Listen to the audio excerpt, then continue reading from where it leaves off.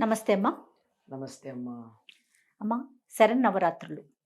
మనం అమ్మవారికి 9 రోజులు 9 అలంకరణలు చేసుకుంటాం. 9 రకాల ప్రసాదాలు చేస్తాం. ఒక్కో రోజుకి ఒక్కొక్క విశిష్టత ఉంటుంది. ఆ విశిష్టత నాకు మీ ద్వారా తెలుసుకోవాలని ఉందమ్మా. ఒక్కొక్క రోజుకి ఉన్న ఒక్కొక్క విశిష్టతని, ఆ అలంకరణ వెనకాల ఉన్నటువంటి కథని ఒక్కసారి మా కోసం. అమ్మా, అమ్మవారు ఆదిపరాశక్తి, జగన్మాత. ఎప్పుడెప్పుడు భూలోకంలో రాక్షసులు అవతరిస్తే అప్పుడల్లా వారిని సంహరించటానికి దిగి వచ్చింది. అమ్మా. అవతారము అంటే దిగి రావడం. అలా దిగి వచ్చింది అనేక యుగాలలో అనేక మంది రాక్షసుల కోసం వచ్చింది. హ్మ్. ప్రతిసారి కూడా ఆశ్వయుజ శుద్ధ పాడ్యమి నాడు అవతరించి నవమి నాడు రాక్షస సంహారం చేసింది. 9 రోజుల యుద్ధం. అమ్మా. దశమి నాడు విజయానికి సంకేతంగా వేడుకలు చేసుకోవడం జరిగింది. అందుకే దాన్ని విజయదశమి అంటారు. అయితే ఈ 9 రోజులు చేసినటువంటి యుద్ధం ఒక్కొక్క యుగంలో ఒక్కొక్క అవతారంతో చేస్తుంది. హ్మ్. అన్నిసార్లు ఒకే క్రమంలో లేదు. ఓకే. ఒకసారి ప్రారంభంలో మొట్టమొదట కృతయుగ ప్రారంభంలో మధుకైటభులను చంపడానికి ఆవిడ కాళిగా అవతరించి విష్ణువుకి మధుకైటభులని చంపడానికి కావలసినటువంటి ప్రేరణ ఇచ్చింది. హ్మ్. అది ప్రత్యేకంగా మనకేం కనపడదు ఆ రూపం. అమ్మ. తరువాతి యుగంలో మహిషాసురమర్దనిగా వచ్చింది. ముందు తాను యుద్ధానికి వెళ్లకుండానే తన అంశాలని పంపించి చిట్ట చివరి రోజున తాను వెళ్ళింది. హ్మ్. ఆ తరువాత శుంభులను సంహరించటానికి తాను మళ్ళీ అంతకుముందు అవతారం ఎత్తినప్పుడే చెప్పింది, హ్మ్. నేను మళ్ళీ కష్టపడి రావడం కాదు, మీరు తలుచుకోండి, వచ్చి మీకు కావాల్సింది చేస్తాను. అలా వచ్చి సరస్వతిగా వచ్చి అతన్ని సంహరించింది. ఇంకా తర్వాత తాను ఎన్ని రూపాలు ధరించబోతోందో, ఎటువంటి రాక్షసుని సంహరించబోతోందో అవన్నీ కూడా చెప్పడం జరిగింది. హ్మ్. ఈ సందర్భంలోనే మొట్టమొదట కాళి, రెండోది మహిషాసుర మర్దనం చేసినది మహాలక్ష్మి, ఆ తరువాత ఉన్నది సరస్వతి అని నవరాత్రుల్లో 3 భాగాలుగా చేసుకుంటాం 9 రోజుల్ని. మొదటి 3 మహాకాళిగా, తరువాతి 3 మహాలక్ష్మిగా, ఆ తరువాతి 3 మహాసరస్వతిగా అమ్మవారిని ఆరాధన చేసే సంప్రదాయం ఒకటి ఉంది. ఇది ఒక పద్ధతి అయితే, ఒరిస్సా నుంచి అటు బెంగాల్ వైపు అలా గనక వెళ్ళినట్టయితే అసలు వాళ్ళు వేరే అవతారాల గురించిన ఆలోచనే ఉండదు. వాళ్ళు దుర్గే అంటారు. అవును. దుర్గా పూజ, దుర్గా అనే అంటారు. అవునమ్మా. పైగా 9 రోజులు కూడా అమ్మవారిని దుర్గగానే ఆరాధిస్తారు. పేర్లు వేరే, కానీ వాళ్ళని మాత్రం నవదుర్గా అంటారు. మొట్టమొదటి నుంచి మొదలు పెట్టుకొచ్చినట్టయితే అన్నింటినీ దుర్గా దుర్గా దుర్గా దుర్గా. అలాగా ఆ 9 రోజులు పైగా వాళ్ళు చేసేటటువంటి సాధన కొంచెం తీవ్రమైంది.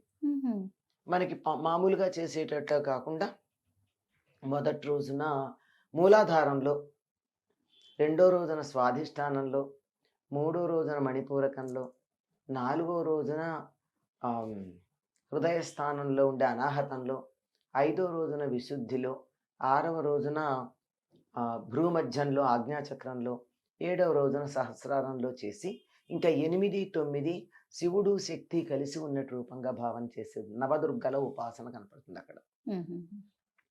అలాగే మనకి శృంగేరి సంప్రదాయాన్ని అనుసరించి వాళ్ళు సప్త మాతృకలను తీసుకుంటారు.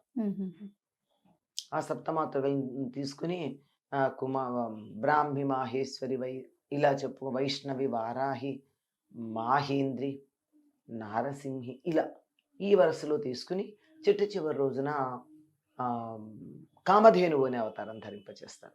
మీరు అవతారాల గురించి అడిగారు గనక ఇలా ఒక్కొక్క సంప్రదాయంలో ఇవన్నీ కూడా అమ్మవారు ధరించినటువంటి అవతారాలే.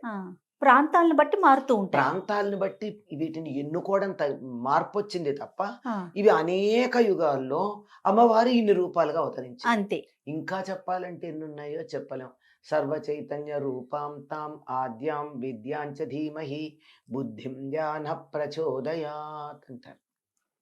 సమస్తమైనటువంటి చైతన్య స్వరూపంగా ఉన్నటువంటి ఆ తల్లి మా యొక్క బుద్ధులను మొట్టమొదట ఉన్నది. ఉమ్, మా బుద్ధులను ప్రచోదన చేయుగాక. మనకి వాళ్ళ నోట్లోంచి ఒక మాట వచ్చిందన్నా, పడుకుంటే నిద్ర పట్టిందన్నా, నిద్రపోవాలన్న ఊహ కలిగిందన్నా, ఆకలేసిందన్నా, అన్నం తినాలన్న ఆలోచన కలిగిందన్నా, ఇవన్నీ మనలో ఉన్నటువంటి అమ్మవారు చేయించేటటువంటి పనులు. అమ్మ. అందుకని ఇన్ని రూపాలుగా ఉన్నటువంటి ఆ జగన్మాతని 9 రోజుల్లో 9 రూపాల్లో తరచుగా ఆరాధన చేసే పద్ధతి ఉంది.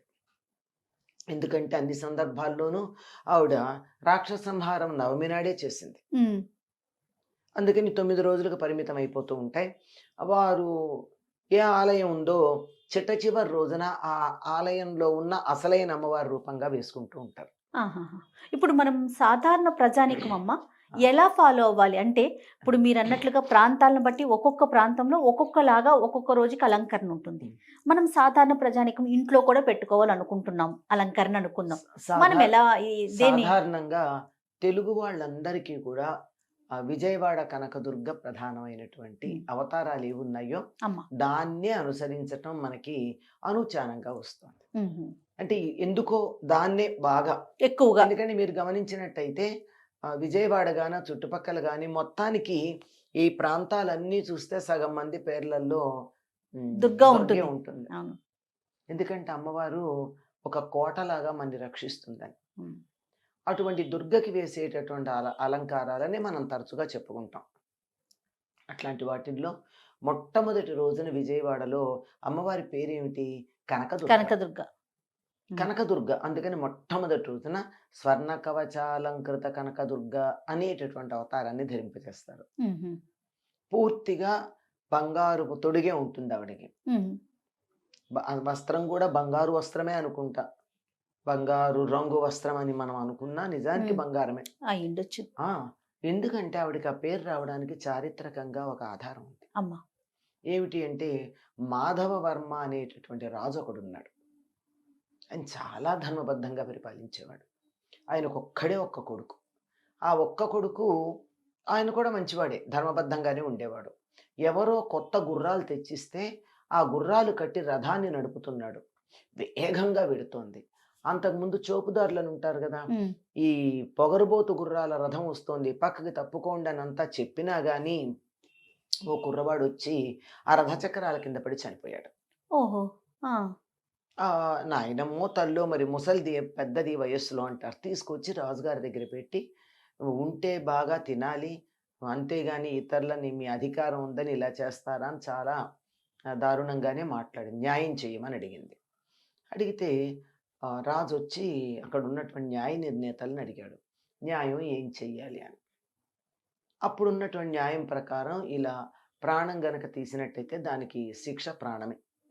ప్రాణానికి ప్రాణమే. ప్రాణం. ఆ, ఎందుకంటే ఇవాళ ఇది చేశాడు, రేపు ఇంకెంతమందిని చంపుతాడో అజాగ్రత్తగా ఉండే. అటువంటప్పుడు కానీ ఉన్న ధర్మాత్ముడైనటువంటి వాడు పొరపాటున జరిగింది, రాజకుమారుడు గనక ఇతడికి మరణశిక్ష కాక ఇంకేదన్నా వెయ్యమని చెప్పి న్యాయమూర్తులందరూ నిర్ధారించారు. రాజుగారైతే వేయమన్నారు కానీ ఆ, న్యాయమూర్తులు ఆ మాట ఆలోచించారు. అన్నారు. అంటే వెంటనే రాజు అన్నాడు, ధర్మానికి ఎవరి కొడుకు అన్నది లేదు, ఎవరన్నది లేదు, న్యాయం న్యాయమే అని చెప్పి అతడికి మరణశిక్ష ఖరారు చేసి ఉమ్, చాలా గంభీరంగానే సింహాసనం దిగి గొల్లు నేర్చాడు. సింహాసనం మీద కూర్చున్నప్పుడు రాజు రాజు దిగిన తర్వాత తండ్రి కదా. తండ్రి వెళ్ళి ఆ మరణశిక్ష ఎక్కడ అమలు జరుగుతుందో సాధారణంగా సూర్యోదయ సమయంలో కానీ సూర్యాస్తమయ సమయంలో అవునవును. కానీ చేస్తారు. అవును. ఆ ఆ జరిగేటటువంటి వైపుకి తిరిగి గవాక్షం అంటే కిటికీలోంచి చూస్తూ కళ్ళనీళ్లు పెట్టుకుని దుఃఖించాడు.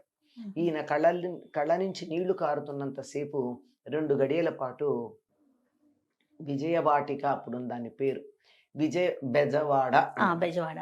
ఈ బెజవాడ నగరం అంతా కూడా బంగారు వర్షం కురిసిందట. అమ్మవారు ధర్మదేవత సంతోషించి అతడి ధర్మానికి బంగారు వాన కురిపించింది. అబ్బా. ఆ, ఆ. అలాంటి బంగారు వాన కురిపించినందువల్ల అమ్మవారికి కనకదుర్గ అని పేరు వచ్చిందని అంటారు. ఆహా. ఇలాంటిది మొట్టమొదటి అక్కడ ఉన్నటువంటి అమ్మవారు కనకదుర్గ గనక ముందవతారం కనకదుర్గ. కానీ ఈ స్టోరీ కంప్లీట్ చేయండి అమ్మా, నాకు వినాలనిపిస్తోంది. అదేగా చెప్పాక అయిపోయింది. మరణశిక్ష విధించేశారా? విధించేశాడు, ఆ, పిల్లవాడు అంతే. చనిపోయాడంతే. ఆయన చక్కగా వర్ణిస్తారు విశ్వనాథ వారు. సూర్యుడు అలా అస్తమిస్తూ ఉన్నాడు, పిల్లవాడి ప్రాణం అనంత వాయువుల్లో కలిసిపోయింది. ఆఖరి క్షణాన కూడా మరణశిక్షను రద్దు చేసే అధికారం రాజుగారికి ఉంటుంది కదా, క్షమాభిక్ష పెట్టచ్చు కదా, పెట్టలేదు. ఊళ్ళో వాళ్ళకైనా పెడతారు కదా. అంతేగా. అంచేత అమలు జరిగేదాకా ఆగి అమలు జరగంగానే వాన పడింది, బంగారు వాన. ఇంత ధర్మాత్ములైనటువంటి రాజులు మన దేశాన్ని పరిపాలించారమ్మా. అవునమ్మా. ఇలాంటి విషయాలు మనకి ఎంతమందికి తెలియచెప్పుకోవాల్సిన అవసరం ఉందో. చాలా. అందుకని మొట్టమొదటి రోజున అమ్మవారిని స్వర్ణ కవచాలంకృత కనకదుర్గ అన్న పేరుతో అలంకారం చేస్తారు. అంటే ఆవిడ సహజ రూపం. సహజం అంటే ఒక సందర్భంగా వచ్చినటువంటిది. దీనికి కూడా ఒక సందర్భం అంతే కదా. ఈ సందర్భం అంతకు ముందు నుంచి ఉంది కదా అక్కడ అమ్మవారు. దుర్గాదేవి ఆ కొండ మీద వేసి చాలా కాలం అయింది. దుర్గమాసుర సంహారం అవ్వగానే అక్కడికి వచ్చి విశ్రాంతి. ఆ తరువాత రెండవ రోజున బాలా త్రిపుర సుందరి. ఈ బాలా త్రిపుర సుందరి ఈ శ్రీచక్రం ఉంటుంది, శ్రీచక్రంలో ఉండే మొదటి అమ్నాయంలో ఉండేటటువంటి దేవతగా చెప్తారు. అమ్మవారి యొక్క ఉపాసన చేసేటటువంటి వారు మొట్టమొదట బాలా మంత్రం స్వీకరిస్తారు. చిన్నపిల్లలకి ఎప్పుడు బాలా మంత్రం ఇస్తారు. ఆ తర్వాత ఎప్పుడో పంచదశి ఇస్తారు, ఆ తర్వాత షోడశి ఇస్తారు. షోడశి ఇచ్చినప్పుడు వాళ్ళని పూర్ణ దీక్షాపరులు అంటారు.